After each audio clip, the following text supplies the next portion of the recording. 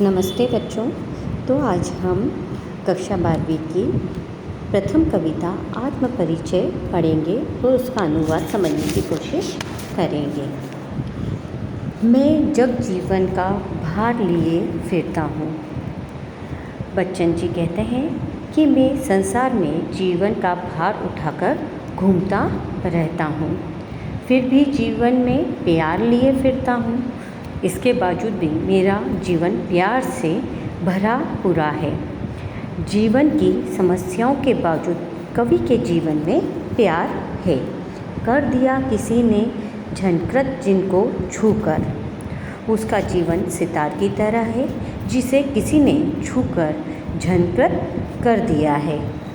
मैं सांसों के 2 तार लिए फिरता हूँ, फलस्वरूप उनका जीवन संगीत से भर उठा है।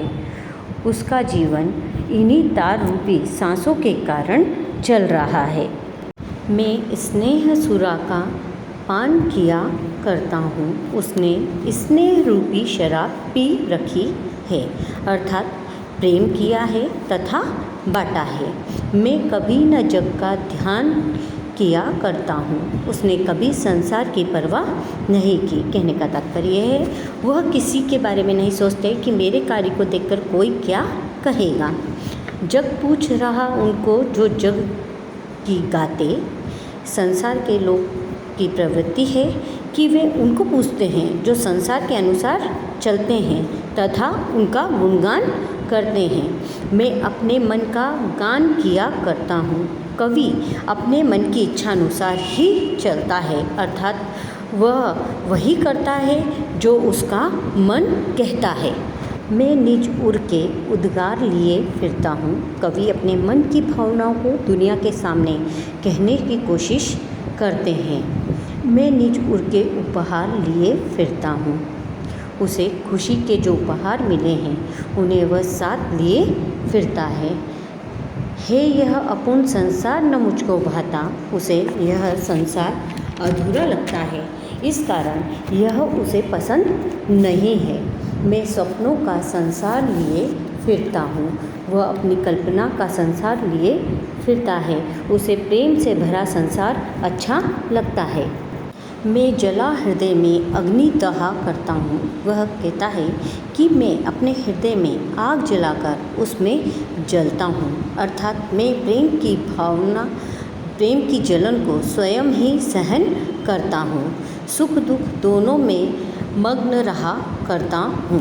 प्रेम की दीवानगी में मैं मस्त होकर जीवन के जो सुख दुख आते हैं उनमें मस्त रहता हूँ। जब भव सागर तरने को नाव बनाए, यह संसार आपदाओं का सागर है।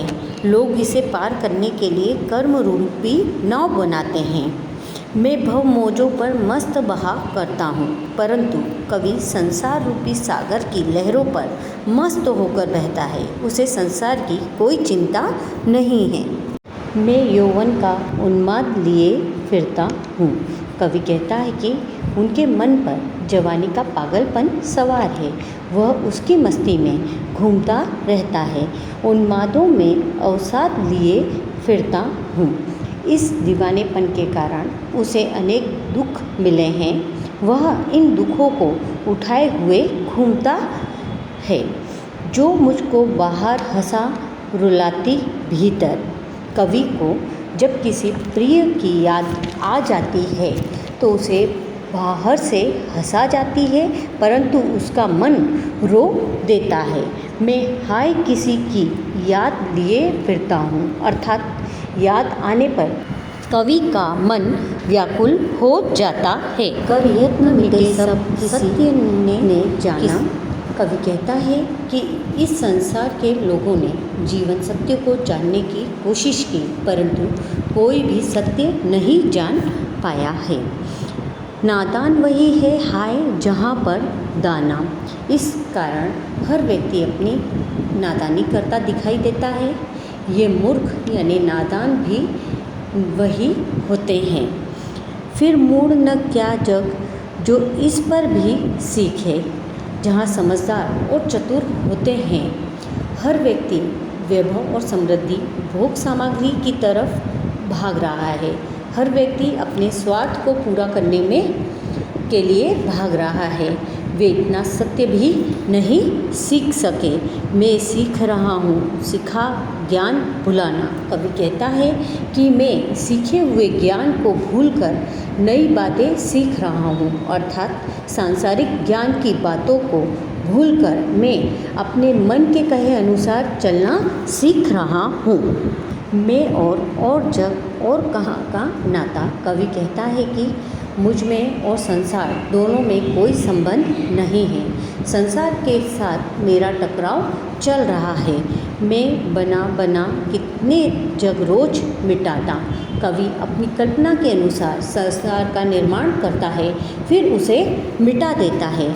जग जिस पृथ्वी पर जोड़ा करता वैभव, यह संसार इस पृथ्वी पर सुख के साधन एकत्रित करता रहता है, यानी लोग अपने वैभव की सामग्री को जुटाते ही रहते हैं। मैं प्रति पग से उस पृथ्वी को ठुकराता, परंतु कवि हर कदम पर धरती को ठुकराया करता है, अर्थात वह जिस संसार में रह रहा है उसी के प्रतिकूल आचार विचार रखता है।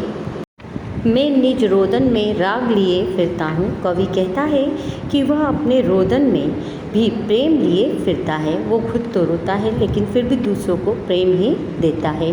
शीतल वाणी में आग लिए फिरता हूँ। उसकी शीतल वाणी में भी आग समाई हुई है, अर्थात उसमें असंतोष झलकता है। हो जिस पर भूपों के प्रसाद निछावर, उसका जीवन प्रेम में निराशा के कारण खंडर सा है, फिर भी उस पर राजाओं के महल न्योछावर होते हैं। मैं वह खंडर का भाग लिए फिरता हूँ। ऐसे खंडर का वह हर हिस्सा लिए घूमता है जिसे महल पर न्योछावर कर सके। मैं रोया इसको तुम कहते हो गाना। कवि कहता है कि प्रेम की पीड़ा के कारण उसका मन रोता है, अर्थात हृदय की व्यथा शब्द रूप में प्रकट हुई है। उसके रोने को संसार गाना मान बैठता है। मैं फूट पड़ा तुम कहते छंद बनाना। जब वेदना अधिक हो जाती है तो वह दुख को शब्दों के माध्यम से व्यक्त करता है। संसार इस प्रक्रिया को छंद बनाना कहती है। क्यों कवि कहकर संसार मुझे अपनाए? कवि प्रश्न करता है कि यह संसार मुझे कवि के रूप में अपनाने के लिए तैयार क्यों है? मैं दुनिया का हूँ एक नया दीवाना। वह स्वयं को नया दीवाना कहता है जो हर स्थिति में मस्त रहता है। मैं दीवानों का वेश लिए फिरता हूँ।